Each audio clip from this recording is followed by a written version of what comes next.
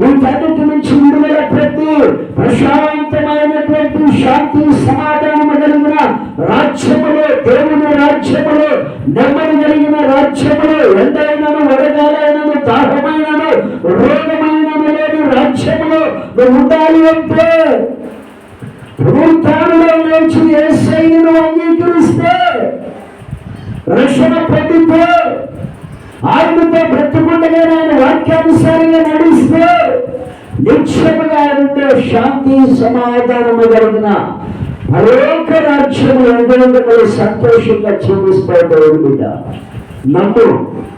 నిశ్చయంగా ఈరోజు దేవుని మాటలు వింటున్నాను, నమ్ము. ఇక ఎంతకాలమును నిజమును సత్యమును తెలుసుకోకుండా ఓదపోదలతో నీ జీవితాన్ని పాడు చేసుకుంటావు సహోదరుడా, సహోదరి. వాదనలు మనకొద్దు.